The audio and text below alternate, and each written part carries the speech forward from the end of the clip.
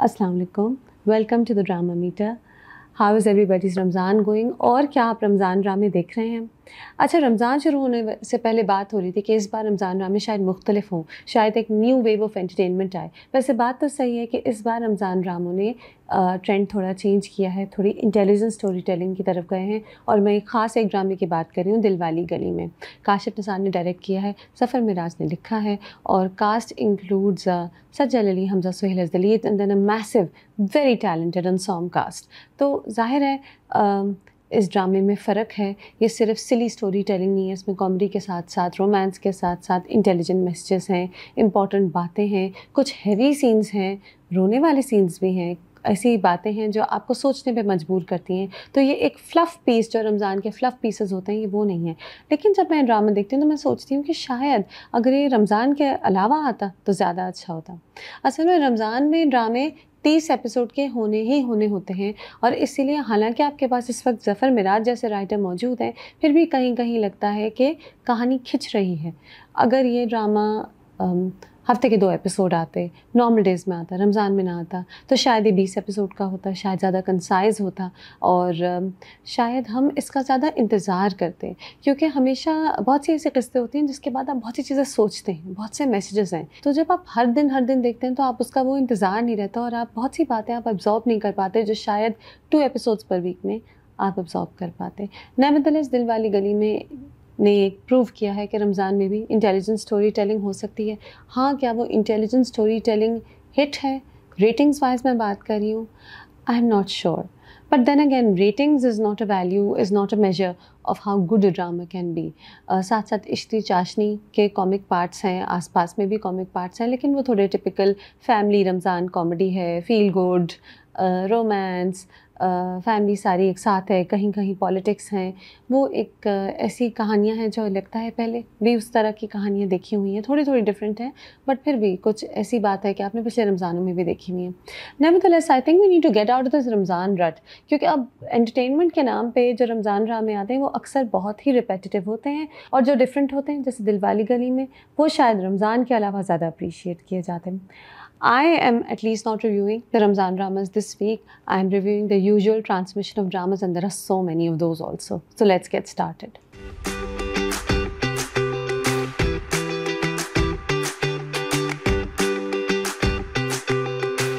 कर्ज़े जान से स्टार्ट करते हैं। अच्छा, कर्ज़े जान जब भी मैं देखती हूँ, it gets in my head. I get completely absorbed in it. ये है ही ऐसा ड्रामा, इसमें इतनी अच्छी स्टोरी टेलिंग है। I mean, आप कहीं कहीं स्ट्रेस आउट होते हैं, आप कहीं कहीं बहुत दुख महसूस करते हैं, रोना भी आ सकता है, कभी कभी आप लाइट रोमांस एंजॉय करते हैं, थोड़ी होप आती है, आप हर किरदार के बारे में सोचते हैं कि ये ऐसा क्यों है। एंड ये बस from the storytelling to the characters, the performances, the music, the pace at which it is, हर चीज़ कर्ज़े जान में इतनी अच्छी तरह चली है। I have to compliment director Saqib Khan here कि उन्होंने वाकई कहानी को बहुत बहुत अच्छी तरह लेके चले हैं। और ये मुझे एक बात पता है कि कर्ज़े जान ऑन स्क्रिप्ट जो था वो एक बहुत फीमेल डोमिनेटेड स्टोरी थी, जो कि है, नशवा की कहानी है, बहुत हद तक बिस्मा की भी कहानी है, लेकिन द फैक्ट कि असाइड फ्रॉम द फीमेल्स तमाम ही किरदारों का एक ग्राफ है। अगर आप अमार को देखें तो वो एक ग्रे कैरेक्टर है जो नेगेटिव है, लेकिन आपको उसकी सॉफ्ट साइड अच्छी लगती है, नज़र आती है। बुरहान का एक पूरा वो है, पर्सनालिटी है जिसको आप इंजॉय करते हैं, आप वो डायलॉग्स देखते हैं, आप सब कुछ देखते हैं। बख्तियार जो है वो ईवल है, तो वो ऐसा विलन है कि आप उसके बारे में सोचते हैं, आपको मज़ा आता है, you wait, you also dread कि ये आगे किस तरह अटैक करेगा। तो हर किरदार, फीमेल्स भी हैं, जैसे दादी है वो इतना स्ट्रॉन्ग कैरेक्टर है, सिद्रा है grey character, Bisma of course. तो every character has bin taken forward in such a good way. इतनी वेल बैलेंस स्टोरी टेलिंग है। फरियाल और कुत्सिया भी हैं इस बार, तो उनका भी पूरा एक पार्ट था। तो I think I have to compliment director Saqib Khan on how well he told this story. And then of course there are the performances के इस कहानी को लेकर चलने वाले जो परफॉर्मेंस है वो वाकई बहुत एक्सेप्शनल है, जिसमें सबसे आगे नाम आता है यमुना जैदी का। तो इस बार 2 सीन्स थे जो बहुत मुझे याद रहे कर्ज़े जान में। एक तो वो जो हम सभी शायद रोए होंगे उसके साथ, कि जब बिस्मा रुखसत होती है और नशवा घर पे रह जाती है। तो ये लड़की जिसने पूरी ज़िंदगी उसकी अपनी माँ को एक घर में घुटते हुए देखा और उसकी पूरा ज़िंदगी का गोल ही ये था कि वो किसी तरह अपनी माँ को इस घर से आज़ाद कर ले, और फाइनली वो इस मकसद में कामयाब हो गई। तो जब अब वो ये कर लेती है तो उसे एकदम से अपने अकेलपन और शायद आगे जो एक उसे मरहले नज़र आ रहे हैं, जो मुश्किलें नज़र आ रही हैं, उनका एहसास होता है। And she just starts crying and it is so heart breaking. एक आँखों में एम्प्टीनेस है। अब यकीन नहीं आता कि यमुना's एक्टिंग, लगता है वाकई में रो रही है। वो कमरे में जाती है और वो जो आयरनिंग बोर्ड होता है जिसके पीछे उसकी माँ हर वक्त फंसी रहती थी, उसको टच करती है, फिर अपनी माँ का दुपट्टा ले लेती है, उसको स्मेल करती है और रोती है। And you just cry with her. This strong girl जो हमेशा बस अपनी अम्मी को छेड़ती रहती थी और चाहती थी उसकी अम्मी आज़ाद हो जाएं, उसने फाइनली अपनी अम्मी को आज़ाद कर दिया, बट एट व्हाट कॉस्ट। तो आप ये भी सोचते हैं कि आगे इसने क्या प्राइस पे की है अपनी माँ की आज़ादी की। एंड ऑफ कोर्स प्राइस पे की है। जगह जगह बख्तियार ऐसी ईवल डायलॉग्स बोलता है कि आपको पता चल जाता है कि something really bad is about to come. And very very remarkable performance. And आपको सारी नशवा के बारे में, असल में वो हमेशा इतनी स्ट्रॉन्ग नज़र आई थी आपको, फिर वो जब रोती है ना टूट के, तो your heart just breaks with her. उसके फ़ौरन ही बाद एक और सीन था जब बुरहान नशवा के पास आता है and almost confesses his love for her. That is also such a beautiful scene. एक तो नशवा और बुरहान की जो केमिस्ट्री है, यमुना ज़ैदी और उसामा खान की जो परफॉर्मेंसेस हैं वो इतनी अच्छी कनेक्ट करती हैं। एंड ऑल्सो उसामा ने कितनी अच्छी तरह लेके बुरहान को चला है। बुरहान एक धीमा आदमी है, सोफिस्टिकेटेड है, एजुकेटेड है, बात कहता है लेकिन हल्के लहजे में कहता है। तो वो सारे वो जो, और बॉडी लैंग्वेज बुरहान की एक तरह की है, तो वो नशवा को कहना चाहता है और बहुत हद तक बता ही देता है कि he is in love with her, but he has a way of saying this. कुछ तो है जो आपको रुला रहा है, आपको तकलीफ़ दे रहा है, ना जाने क्यों मैं ये तकलीफ़ महसूस कर सकता हूँ। और फिर वो उसके आंसू पोंछने के लिए हाथ आगे करता है तो नशवा पीछे हो जाती है, तो फिर उसका हाथ पकड़ता है और उसके आंसू पोंछ देता है।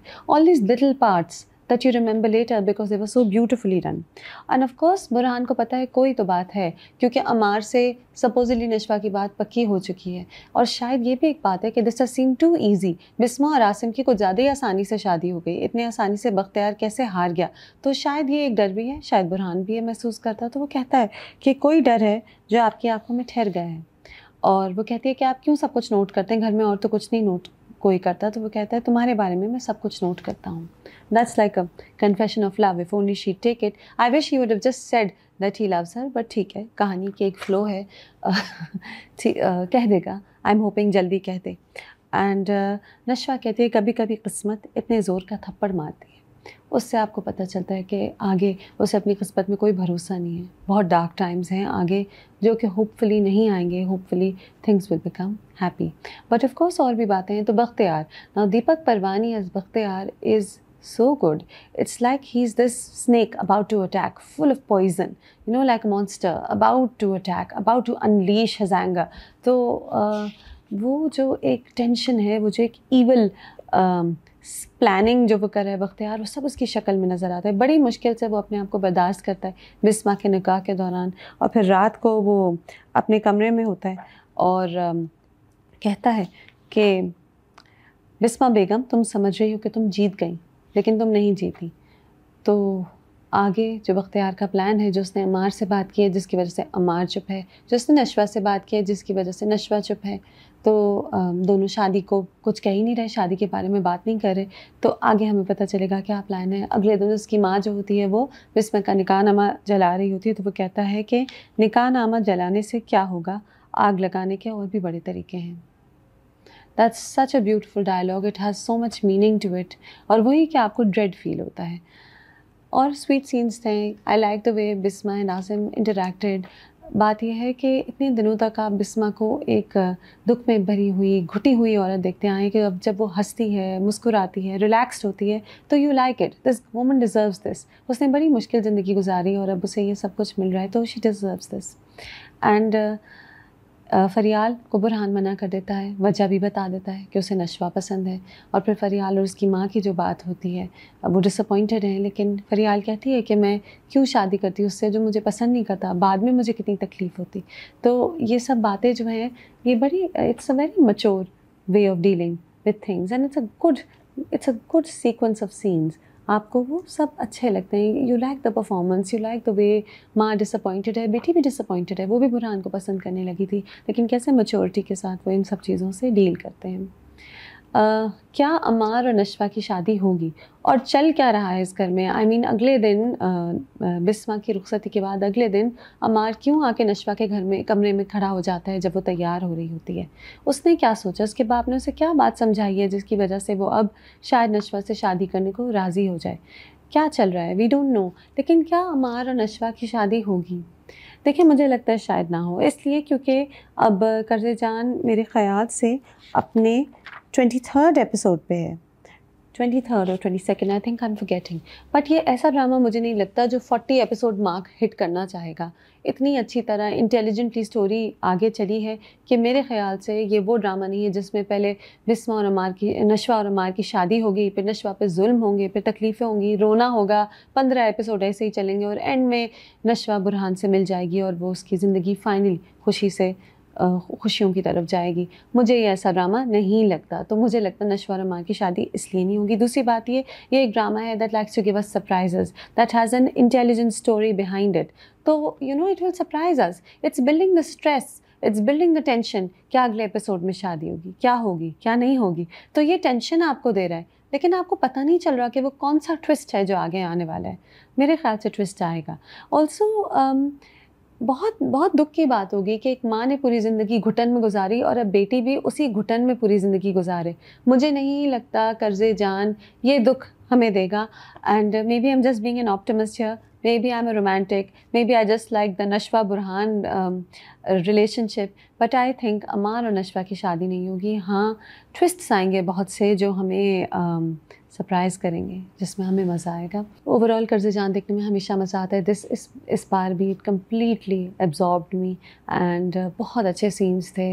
यमुना ज़ैदी इज़ एक्सेप्शनल, दीपक परवानी, सकीना समो, सलमा ज़फ़र, उसामा ख़ान, नमीर ख़ान, सब के सभी, और Faisal Rahman and Tazeen Hussain, such amazing performances. I think I name them every time, क्योंकि हर रिव्यू इन सब के नाम लिए बगैर इनकम्प्लीट है। 5 आउट ऑफ 5 टू कर्ज़े जान। फ़रार की बात करते हैं। अच्छा, फ़रार में हमारे मेन कैरेक्टर्स फाइनली कुछ हद तक फ़रार होने लगे हैं, लेकिन कुछ हद तक ही, और मैं सोच रही हूँ कि क्या ये वाकई फ़रार होंगे भी, कि इन्हीं सारी परेशानियों में ही इनकी स्टोरी एंड हो जाएगी, कंक्लूड कर जाएगी। Maybe dil never be. फ़रार की बात करते हैं। फ़रार में फाइनली हमारे मेन कैरेक्टर्स मिले हैं, कुछ मेन कैरेक्टर्स मिल गए हैं और एक साथ फ़रार होने का सोच रहे हैं। I don't know where this story will go, क्योंकि बार बार रुक जाती है, बार बार इतने ऑब्स्टिकल्स इनके रास्ते में आते हैं कि वो पूरी तरह फ़रार नहीं हो पाते। जो मुल्क से फ़रार होना चाह रहे वो नहीं करे। लेकिन हाँ, अब बग्गी और फ़राज और बातिश एक साथ हैं, और इस बार का एपिसोड में इतना कुछ हुआ नहीं। बस यही हुआ कि आपको बहुत अच्छे डायलॉग्स मिले, कहीं कहीं बहुत अच्छे सीन्स थे, बट अगर आप कहानी के हवाले से पूछें कि आगे क्या हुआ, आगे क्या हुआ, तो इतना भी कुछ नहीं हुआ। अब बग्गी और बातिश और फराज एक साथ छुप के गए हैं शकूर के यहाँ, और वो वहाँ से मुल्क छोड़ के जाना चाहते हैं। शकूर जो है वो शायद बग्गी को वो जो 2 आदमी हैं, क्या नाम है उनका, मुझे उनका नाम भी नहीं पता, लेकिन उसके एक्स हस्बैंड के बीवी के जो भाई हैं, जो 2 गुंडे हैं जो उसे ढूंढ रहे हैं, उनको शायद हैंड ओवर कर दे, तो वो आपको एक क्रेज़ी सीन मिले शायद नेक्स्ट एपिसोड में। लेकिन फ़िलहाल बग्गी और फराज और बातिश भागने की कोशिश कर रहे हैं। एक पॉइंट पे बातिश कहते हैं क्या ज़माना आ गया, औरत के पीछे भागना पड़ रहा है, तो वो औरत के पीछे चलना पड़ रहा है, तो वो कहती है कि औरत तुम्हें अपने पीछे चलाने के बजाय तुम्हारे साथ साथ भी चल सकती है, इसीलिए जब तक साथ हैं ये औरत मर्द का फ़र्क छोड़ दो। तो ये गुड डायलॉग्स, इम्पैक्टफुल डायलॉग्स, मज़ा आता है सुनने में। तो खैर अब वो वहाँ पे पहुँचे शकूर क्या, और वहाँ पे वो 2 गुंडे हैं जिनसे उनका इंटरेक्शन होता है। अच्छा, उन गुंडों का उससे पहले फसीह से भी इंटरेक्शन होता है, जहाँ वो कहते हैं कराची वालों की नकल भी उतारते हैं, उन्हें रास्ता बताते हैं। और अब वो 2 और कराची वाले मिल गए इन 2 गुंडों को, बातिश और फराज। वहाँ जो उनकी आपस में बात होती है कि 2 कराची वाले और आ गए, क्या कराची में खाना ख़त्म हो गया, तो वो कहता है कि पान गुटखा ख़त्म हो गया, तो बातिश कहता है पान और गुटखा खा खा कर तंग आ गए थे, यहाँ पर लस्सी पीने आए हैं, जाकर अपने बंदे के पास बैठ जाओ, नहीं तो एक ही घूंट में पी जाऊंगा। ये जो डायलॉग्स हैं, बिकॉज बातिश जो है he is a killer, he is dangerous. तो किस तरह वो उन्हें धमकियाँ देता है, और उस पर वो गुंडा उससे कहता है कि तुम्हें मैं सीधे हाथ से थप्पड़ मारने का दिल कर रहा है, लेकिन मैं अपने ऊपर अपने आप को रोक रहा हूँ। तो वो कहता है सही कर रहे हो, मेरी भी उल्टे हाथ पे खारिश हो रही है। तो these are fun scenes. I mean बाद में आप सोचते हैं कि कितनी अच्छी डायलॉग्स की एक प्ले है इसके अंदर। और जो बातिश की जो गुस्सा है ना, जो उसकी आंखों में डेंजर है, गुस्सा है, किसी भी वक्त वो अटैक कर सकता है, उसे बहुत जल्दी गुस्सा आता है, वो किलर है, अभी भी वो अपने दोस्त को मर्डर करके आ गया।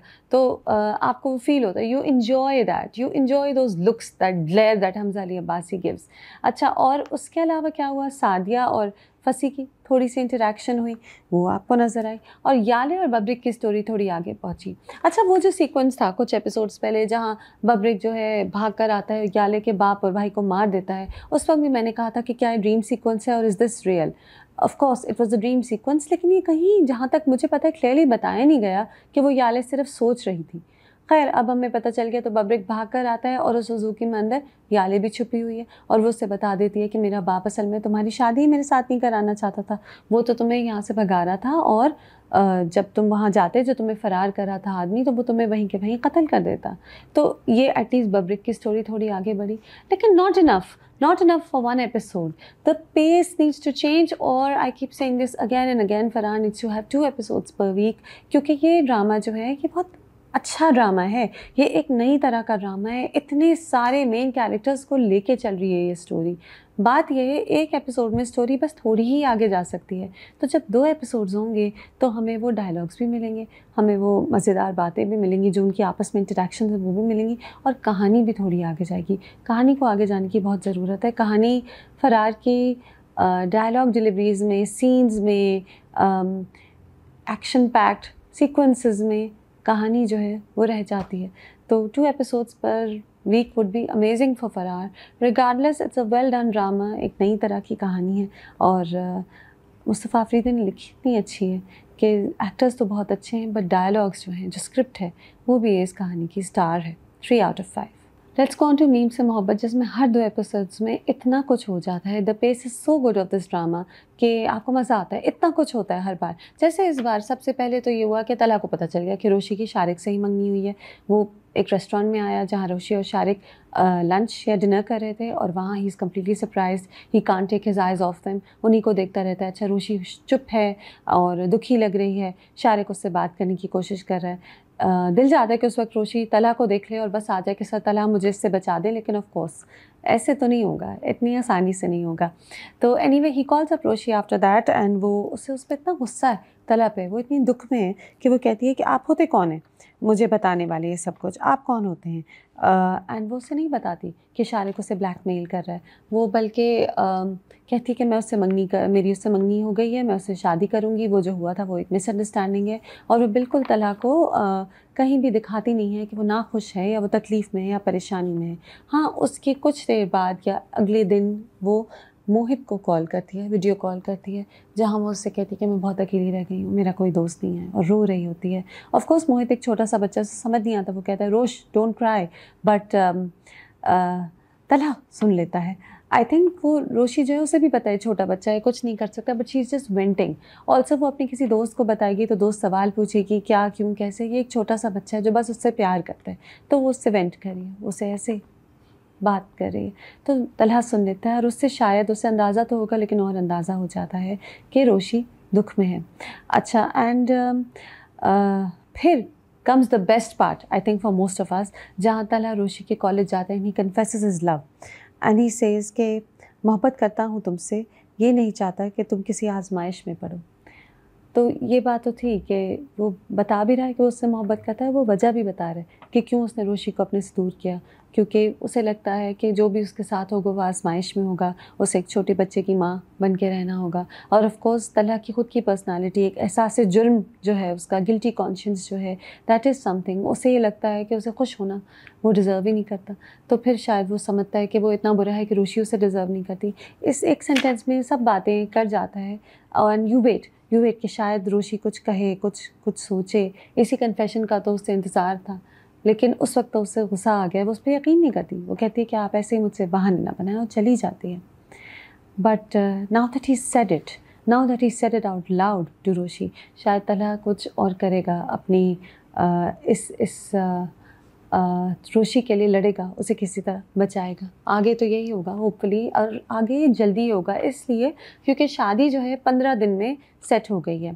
अच्छा, 15 दिन में ये जो बातें हैं ना, ये जो शारिक की माँ है मुझे समझ नहीं आती। बाज़ाहिर तो इज़्ज़तदार लगती है, शारिक की तरफ विलन नहीं लगती, लेकिन उसने बेटे का नाम भी गलत बताया। अब झूठ बोल रही है कि मेरा मियाँ बीमार है और इसीलिए बच्चे की उनकी 15 दिन में शादी करा रही है। अब 15 दिन में शादी का लेकिन मतलब ये है कि कहानी बहुत जल्दी एंड पे जाएगी, क्योंकि जब रोशी की शादी हो रही होगी तभी तो तलहा आएगा और उसे बचाएगा। So we'll get a happy ending very सून।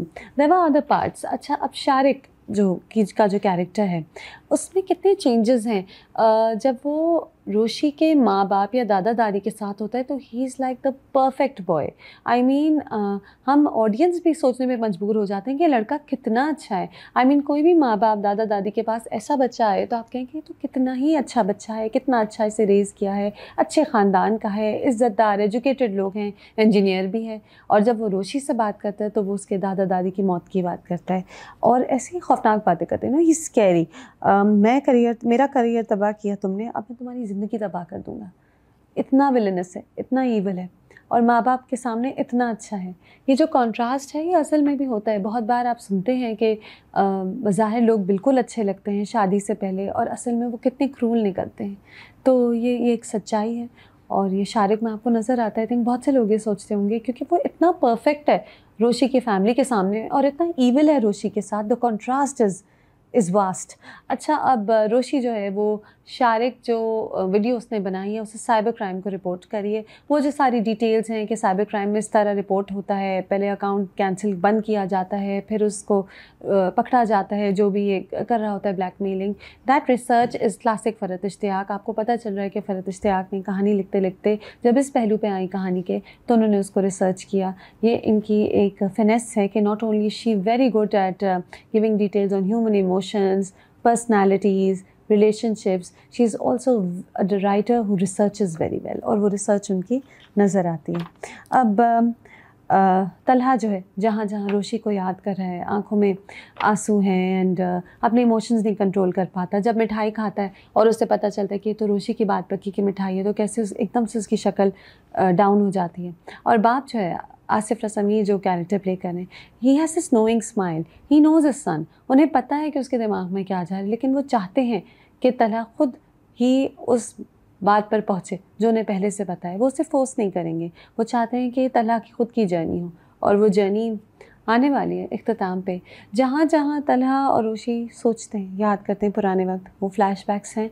लेकिन again this is classic Farhat Ishtiaq के फ्लैशबैक्स इतनी अच्छी तरह प्लेस हुए हैं, इतनी सही पॉइंट पर हैं, और ऐसे सीन्स हैं, ऐसी बातें हैं कि आप बोर नहीं होते। आप देखते हैं, आप उन्हें फिर से देखते हैं। सलीका की स्टोरी साथ साथ चल रही है। वो यही है कि जो मेड है वो उनके मियाँ के सारे काम कर लेती है, और बेटा और बहू टीज़ कर रहे हैं कि बीवी के करने के काम अगर नौकरानी कर रही है तो शौहर को तो वही अच्छी लगेगी। ये जो मैसेज था मुझे बहुत प्रॉब्लमेटिक लगा। I mean I understand what they trying to say, कि सलीका जो है वो बहुत सेल्फिश है, अपने मियाँ का ख्याल नहीं रखती, उसका मियाँ उसका ख्याल रखता है, वो वापस ख्याल नहीं रखती, लेज़ी है। ये आपको बात तो समझ आती है कि कहानी कहना क्या चाह रही है, बट जिस तरह से कहा गया कि बीवी के काम मेड कर रही है, क्या खाना पकाना बीवी के रजिस्टर्ड कामों में मौजूद है? क्या मियाँ के कपड़े इस्त्री करना ऑफिशियल काम है बीवी के? This is a wrong message.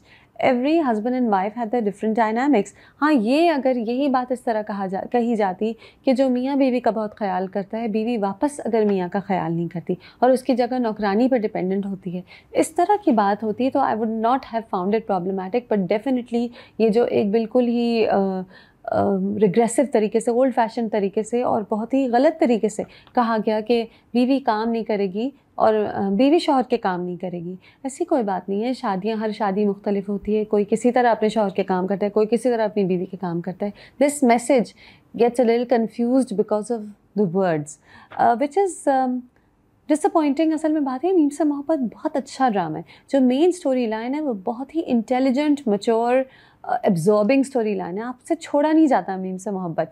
तो फिर आप कहते हैं कि साइड प्लॉट्स भी वीक कहीं ना पड़े, आप कुछ इसमें फ्लॉ नज़र ही ना आए, क्योंकि वैसे तो बहुत ही अच्छी कहानी है। इसी तरह रोहेल शुमाइला, उसकी माँ, वो रोहेल की बीवी जो है वो डाकुओं को डरा के भगा देती है। ठीक है, कॉमिक एलिमेंट बट अननेसेसरी, ऐसे ही एक एडेड पार्ट है। शायद आगे जाके रोशी की स्टोरी से कहीं ये टाइप हो जाए, लेकिन कितना टाइप हो जाएगा, बिल्कुल एक अलग कहानी चल रही है। तो आई फेल्ट कि उसकी कोई ज़रूरत नहीं है, and I rather ignore it. I would rather ignore it because जो मेन कहानी है वो इनफ है इस ड्रामे को ले जाने के लिए। कोई हमें साइड प्लॉट्स की ज़रूरत नहीं है। 4 आउट ऑफ 5। डायन की बात करते हैं, जिसमें मैं इंतज़ार कर रही हूँ कि मैं भी शायद कब डायन बनेंगी और ये कहानी एक नए मोड़ पे जाएगी। फ़िलहाल तो सैडनेस है, हुनैद की डेथ हुई है और सब रो रहे हैं, और सैडनेस है, और अनकरीब ज़वार शाह और निहाल अंसारी की शादी हो जाएगी, ये तो हमें क्लियरली नज़र आ रहा है। अच्छा, अब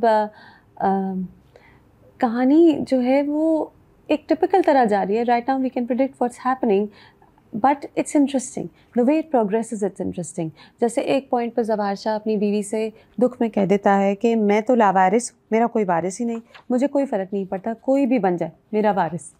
उधर उसकी बीवी शबाब, उसे डर लग जाता है कि ये तो मतलब है कि मेरी जो ईवल सिस्टर इन लॉज हैं, ईवल नंदे हैं, उनके बच्चे आ जाएंगे, और जब वो वारिस बनेंगे तो जो नंदे हैं और उनके मियाँ हैं वो पूरे घर की सरबराही करेंगे, और जब ये होगा तो शबाब की घर में कोई वैल्यू नहीं रहेगी। तो वहाँ वो फिर अपनी माँ की एडवाइस लेते हैं। उसकी माँ ने कहा होता है कि अपने मियाँ की दूसरी शादी कर दो, और फिर यही सोच के वो निहाल अंसारी के घर जाती है। उसकी माँ उसे कहती है कि किसी और को ज़वार शाह का नाम देकर भी तुम्हें उसे ज़वार शाह से महरूम रखना है, क्योंकि तुम ज़वार शाह की मोहब्बत हो, और ये तो कुछ दिनों की डील होगी बेसिकली। तो ये सोच के वो निहाल अंसारी के पास आई है। तो अब निहाल अंसारी के घर में माँ जो है वो चाह रही है माफ़ीनामा साइन हो जाए ताकि उसका मियाँ छुट जाए जेल से। तो वो कहती है शबाब कि मैं माफ़ीनामा साइन करा दूँगी अगर तुम मेरे मियाँ की अपनी बेटी से शादी करा दो, और इसलिए क्योंकि तुमने हमें वारिस से महरूम किया। जब हुनैद मरा तो हमारे घर से वारिस का ऑप्शन ख़त्म हो गया, तो तुम हमें ये ऑप्शन दो। अच्छा, महविश हयात की स्क्रीन प्रेजेंस इतनी अच्छी है। अब वो दुख में है, एक लड़की रो रही है, थोड़ी अजीब एक जोन में है। वो समझती है हुनैद आने वाला है। इतना कब से प्यार था निहाल अंसारी को हुनैद से, ये मुझे समझ नहीं आता कि वो कह रही हुनैद आ रहा है, मैं घर पूरा साफ़ कर रही हूँ, सारी धूल मिट्टी हटा रही हूँ क्योंकि वो आ रहा है, बस वो आने वाला होगा, मैं तैयार हो रही हूँ।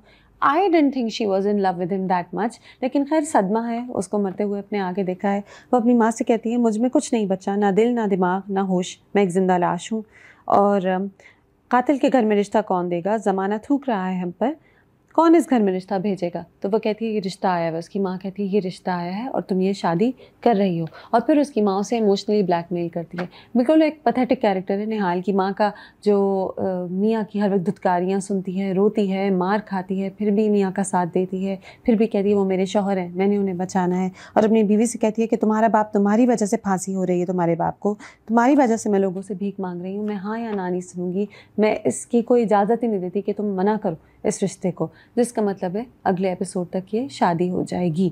एंड उसके साथ साथ और साइड प्लॉट्स हैं, जैसे कि ईवल सिस्टर्स, ज़वार शाह की ईवल बहनें। एक बहन ने अपने बेटे को वारिस के तौर पे पेश कर दिया, वो मामू के साथ जा रहा है, ज़मीनें देखने जा रहा है। दूसरी बहन को हसद हो गया इस बात पे, फ़ौरन वो अपने मियाँ से कहती है कि मैं बड़ी हूँ, अगर मेरा बेटा वारिस नहीं हुआ ज़वार का तो इसका भी नहीं होगा। तो आपस में बहनों की भी जायदाद पे इख्तिलाफ शुरू हो गए।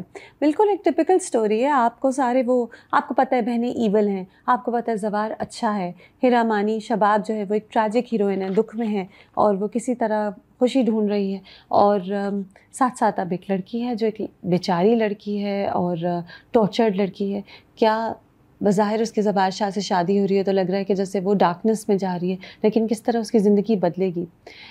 अब अभी तक तो प्रिडिक्टेबल है, ठीक है, फ़िल्मी है लेकिन प्रिडिक्टेबल है, बट फ़िल्मी है जिसकी वजह से आप एंजॉय करते हैं स्टोरी को, लेकिन कहानी प्रिडिक्टेबल है। लेकिन क्योंकि ये महविश हयात ने ड्रामा अपने टीवी कमबैक के लिए चूज़ किया है, तो मेरी इससे बहुत सी होप्स अटैच्ड हैं। मुझे लगता है ऐसा एक ट्विस्ट आएगा कि कहानी कहाँ से कहाँ चली जाएगी।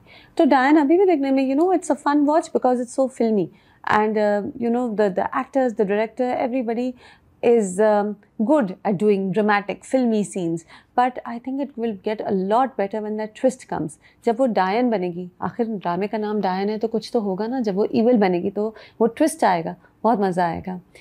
एक चीज़ का मज़ा नहीं आ रहा, और and it's a major thing, drama moves too slowly. जब म्यूज़िक आती है तो इतनी देर तक चलती है, जब दुख होता है तो इतने स्लोली आंसू बहते हैं। 2 एपिसोड आसानी से 1.5 या 1 एपिसोड में महदूद हो सकते थे डायन के। आई think I would really like it अगर इस ड्रामे की पेस बेहतर हो जाए। इतना स्लो ड्रामा, आई मीन कहानी अच्छी चल रही है, आपके एक्टर्स इतने अच्छे हैं, Ahsan Khan and Mahwish Hayat and Hira Mani, all through these last 2 episodes was so good.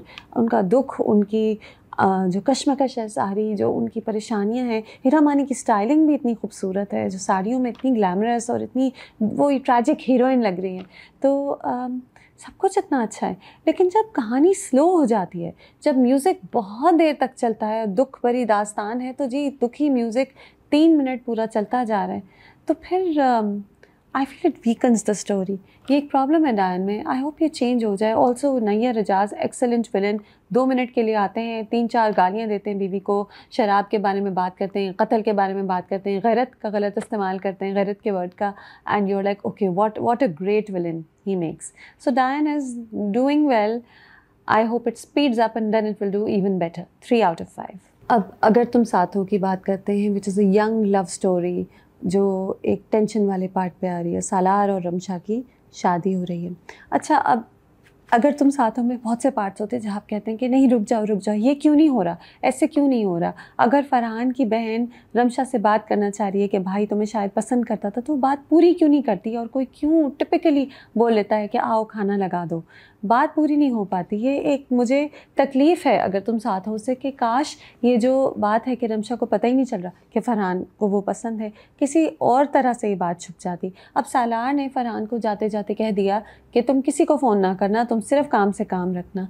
Lahore ही तो जा रहा है, फैक्ट्री का ही तो काम कर रहा है, शाम में फ्री है, रात में फ्री है, क्यों वो किसी से फ़ोन पे बात ना करे। और क्या फ़रहान इतना बेवकूफ़ है कि वो मान गया और उसने वाकई किसी से फ़ोन पे बात नहीं की। अगर वो इतना बेवकूफ़ है तो उसके साथ ऐसे ही होता, बेवकूफ़ों के साथ तो ऐसे ही होता है। और यही हो रहा है कि फिर सालार ने बड़ी कमाल से, बड़ी क्लेवरली अपनी अम्मी से रिश्ता भेज दिया रमशा के घर, और वो लोग मान गए। अब एक और बात ये है कि आपको पता है कि सालार ने अपने कज़न के साथ तो ठीक नहीं किया, और वाकई वो फ़रहान को हेट करता है। फ़रहान को कभी पता नहीं चला, लेकिन सालार उससे नफ़रत करता है। बट उसने भेज तो दिया रमशा के घर, लेकिन रमशा को सालार से शादी करने में कोई मसला नहीं था। वो शर्मा भी रही है, स्वीट सी लड़की है, उसे सालार एक अच्छा ऑप्शन लग रहा है। उसकी माँ खुश हो रही है कि ये तो आइडियल रिश्ता है, तो वो भी खुश हो रही है। तो हालांकि फ़रहान के लिए एक ट्रैजिक बात है इस वक्त, ये रमशा के लिए नहीं है। Yes, she wants Farhan to know, शायद दिल में उसके कभी होगा कि फ़रहान ने कभी कुछ क्यों नहीं कहा मुझसे। वो अपनी उसकी बहन से कह दी हुई है, फ़रहान की बहन से, कि फ़रहान ने कभी मुझसे ऐसी कोई बात नहीं करी। लेकिन on the other hand she is not madly in love with Farhan. She says okay, I will get married to Salar. Smile करती है, एक स्वीट सा सीन आता है, एंड टू दिस पॉइंट आपको होता है कि हाँ, सालार ने झूठ तो बोला, लेकिन रमशा भी तो स्टैंड ले सकती थी, वो भी तो फ़रहान को पसंद कर सकती थी, उसने ऐसा कुछ नहीं कहा। Very good performance by all of these actors. अमीर गिलानी, स्वीट, इम्पल्सिव, फ्रेंडली सा लड़का जो इतने आसानी से सालार पे एतमाद कर लेता है। मावरा हुसैन इज़ रमशा, एंड बहुत ही एक नेचुरल परफॉर्मेंस है मावरा की, इजी गोइंग सी स्वीट सी लड़की है, हंसती बहुत है, खुश रहना चाहती है, बहुत अच्छी परफॉर्मेंस है। जैसे क्लासिक एक रोम कॉम की हीरोइन होती है वो वाली। And then Zaviyar Noman Ijaz, he is playing such a good villain. अच्छा, ये अक्सर मीम्स आते हैं कि जावियान नोमान एजाज को कभी लड़की नहीं मिलती, लेकिन हाँ, लड़की नहीं मिलती, लेकिन ये वाला रोल प्ले कर करके प्रैक्टिस इतनी अच्छी हो गई है कि अब जैसे एक पॉइंट होता है जहाँ जावियार बैठ के सोच रहा है, फ़रहान से बात करी है, फ़रहान ने बताया उसे रमशा पसंद है, और घर आके वो गुस्से में सोच रहा है किस तरह वो अपने दांत पीसता है, उसकी आंखें थोड़ी नैरो हो जाती हैं, शक्ल अजीब सी बनाता है गुस्से की, अपने गुस्से को बर्दाश्त कर रहा है। जब भी वो फ़रहान के बारे में सोचता है, उसकी शक्ल पर गुस्सा आ जाता है, जो वैसे वो दुनिया को नहीं दिखाता। ये उसकी पर्सनालिटी की दूसरी साइड है कि जो उसको, जिसके अंदर जो नफ़रत है वो कभी किसी को नज़र नहीं आती। वो हमेशा बज़ाहिर ideal good boy, good son, good cousin है। तो very good performance there also. So some really good performances there. बस कहानी में वो जो frustrating parts है ना, कि जी कोई उसे बताने लगता है फ़रहान का, तो कोई इंटरप्ट कर देता है, रमशा को पता नहीं चलता। और ये कैसे हो सकता है कि एक फरहान जो उसका बेस्ट फ्रेंड है, जिसके साथ वो हर वक्त होती थी, जिसके व्हाट्सएप मैसेजेस वो दिन रात पढ़ती रहती थी, हर वक्त उसके साथ होती थी, अब वो निकाह करी है और वो अपने बेस्ट फ्रेंड को नहीं बताएगी और सालार कह रहे नहीं उसे डिस्टर्ब ना करो, तो वो मान जाएगी? How is this possible? This is a major hole in the story. I know के परफॉर्मेंसेज और जो पूरे डायलॉग्स हैं और जो पूरी सीनरी है बहुत खूबसूरत बनाया हुआ ड्रामा, तो शायद उसको लेके ड्रामा चलेगा तो हम इग्नोर कर दें प्लॉट होल्स को, but they are plot holes. ये वेरी कन्वीनियंटली इस जो चीज़ नहीं होती दुनिया में उसको वेरी कन्वीनियंटली ड्रामों में इस तरह दिखा देते हैं। वो कैसे शादी कर सकती है अपने बेस्ट फ्रेंड को बताए, वो कैसे लाहौर जा सकते हैं और एक मैसेज भी ना करे? We are living in internet age, इंसान फ़ोन नहीं करता तो व्हाट्सएप मैसेज कर देता है, तो वो कैसे नहीं बता सकता? ये सब जो क्वेश्चन मार्क्स हैं स्टोरी में वो ड्रामे को वीक करते हैं। बट लेट्स सी, शायद ड्रामा आगे जाके स्टोरी थोड़ी उसकी और सेंसिबल तरह हो जाए और हम कहें कि नहीं, you know, now there are less holes and the story makes more sense. Nevertheless मज़ा आता है अगर तुम साथ हो को देखने में। Young romance with the heart break and love, all the different ingredients, 2 out of 5। On to Aye Dil. अच्छा, ए दिल में फाइनली एक बहुत बड़ा प्लॉट ट्विस्ट आ गया जिसकी तरफ कहानी बिल्डअप कर ही रही थी, जहाँ मलिहा की माँ का इंतकाल हो जाता है। और मैं मुस्तकिल कहती रही हूँ कि सानिया सईद को क्यों हर वक्त हंसने को कह रहे हैं, एक ही टाइप का रोल क्यों वो कर रही हैं, थ्रू आउट एक ही सीन्स क्यों कर रही हैं। बात तो सही थी, लेकिन सानिया सईद इतनी कमाल है कि जब वो मुस्तकिल बीमार होने की एक्टिंग कर रही थी, लेकिन कितनी अच्छी एक्टिंग कर रही थी। और फिर वो जो डेथ सीन है वो इतना ट्रैजिक है, the way that character dies is so tragic and it's very gripping in a very sad way, it's very sad। और फिर कोमल भी ने बहुत अच्छा निभाया, जिस तरह वो अम्मी आप उठें कहती है, जिस तरह रोती है, it's a very good performance by हर। तो दिस हैपन्स और अब जाहिर है कहानी अब आगे जाएगी। अभी तक तो वो मलिहा की माँ का रुहाम और मलिहा ख्याल कर रहे थे, अब कहानी आगे जाएगी क्या? वो वापस रुहाम के घर चली जाएगी, वो कह रही है कि मैं आपके घर आपके साथ वापस चली जाऊंगी। साथ साथ मोहित वापस आ गया, न्यू अदर प्लॉट चेंजेस, मोहित कम्स बैक। और कोई उसे नहीं बता रहा कि मलिहा की शादी हो गई है। जब वो मलिहा के घर आता है वो कहती है तुम जाओ इधर से, तुम जाओ इधर से, उसकी माँ को लैप्स कर जाती है उसी वक्त। वो ये नहीं कहती कि मेरी शादी हो गई। बात ख़त्म करो, put a full stop to this boy pursuing you, tell him that you are married. नहीं बताती। इसी तरह मोहित की बहन उसे नहीं बताती कि मलिहा की शादी हो गई, इस तरह उसकी माँ नहीं बताती। अगर वो चाहते हैं कि उनका बेटा इस लड़की का पीछा छोड़ दे तो बता दे उसको कि शादी हो गई है और कह दे कि कोई भी बहाना बना दे। मोहित की माँ तो वैसे ही बहुत अच्छी बहानों में है और बहुत अच्छी स्कीमिंग झूठ बोलने में है। वो कह दें कि हमें बगैर बताए कर ली और वट लेकिन कोई बताएगा नहीं उसे। और जब उसकी माँ का इंतकाल होता है तो मोहित अपनी मदद से कहता है कि इसका मतलब था मलिहा सच बोल रही थी, उसकी माँ वाकई बीमार थी। यानी उसे ये भी अंदाज़ा नहीं था कि वो वाकई बीमार थी, वो समझता था कि मलिहा बहाने बना रही है। हाँ, ओके। अच्छा, now Roham is mister green flag through and through. उसके दुख दर्द का साथी है। उससे कह रहे हैं मैं तुम्हारा ख्याल रखूँगा जिस तरह तुम्हारी माँ रखती थी। मैं तुमसे वादा करता हूँ, चाहे पूरी दुनिया तुम्हारे ख़िलाफ़ हो जाए, मैं तुम्हारे साथ खड़ा रहूँगा। लेकिन क्या ये ग्रीन फ्लैग अनकरीब बहुत मेजर रेड फ्लैग बनने वाला है? क्या ये बहुत मलिहा के साथ नाराज़ हो जाएगा या दूरी हो जाएगी जब उसे मोहित का पता चलेगा? That's what we are waiting for. क्योंकि ऑफ कोर्स हमें बार बार ड्रामे में बताया गया है कि रोहाम को झूठ पसंद नहीं है और ये मलिहा ने कि अपना पास कंसील ही तो किया है उससे। तो क्या जब उसे मोहित का पता चलेगा तो कहानी ट्रैजिक पॉइंट पे जाएगी, ये रोमांस ख़त्म हो जाएगा इन दोनों का और वो मलिहा को छोड़ देगा, आपस में प्रॉब्लम्स होंगी क्या? दूसरी तरफ सना और कबीर की सैड स्टोरी है। He is a total villain. वो सना से कहता तुम घर से बाहर निकाल देता है उसे, साथ साथ उसके बाप की ऑफ़र एक्सेप्ट कर लेता है पार्टनरशिप की। तो सना का बाप फ़ौरन कबीर की साइड पे हो जाता है और कहता है सना तुम झूठ बोली हो, जाओ वापस उसके पास जाओ। और कबीर तो बहुत अच्छा है। सना क्यों नहीं बताती लेकिन अपने माँ बाप को कि Kabir did not want a child? Why does she not tell them?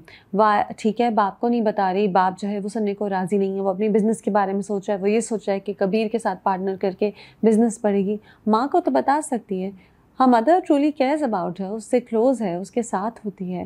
और बहुत से ऐसे सीन्स भी हुए जहाँ माँ बेटी दोनों अकेले साथ थे, फिर भी वो अपनी माँ को क्यों नहीं बताती? Again that there are things, ड्रामों में बहुत सी ऐसी चीज़ें होती हैं जो बिला वजह होती हैं, जो असल ज़िंदगी में नहीं होती। और आप सोचते हैं कि वो इसीलिए होती हैं कि अगर वो फ़ौरन रिज़ॉल्व हो जाए तो कहानी 30 किस्तों तक आगे ना जाए। तो ये this is one of those things कि सना जो है वो तकलीफ़ सह रही है, मुश्किल में है, दुखी है, इतनी अच्छी लड़की है जो एक ईविल मियाँ के साथ फंस गई है, लेकिन वो माँ को नहीं बताएगी और बाप को नहीं बताएगी कि उसका मियाँ कितना बुरा है। और बाप तो यकीन नहीं कर रहा कि कबीर बुरा है, but I believe that his mother would have taken her side. But that's where Adil stands, and hoping that the story speeds up and we move on to more interesting twists. 3 out of 5 right now. That's it for this time. Do you agree with my reviews? क्या आप मेरी तरह कुछ ड्रामे speed up करके देखते हैं क्योंकि वो इतने स्लो होते हैं? एंड डू यू थिंक कि हमारे ड्रामे वैसे तो बहुत अच्छे हैं, बस कहीं जहाँ स्लो मोशंस और सैड म्यूज़िक और पेस स्लो हो जाती है उनकी वजह से, वहाँ पे वो वीक पड़ जाते हैं. Let me know what you think. Till next time.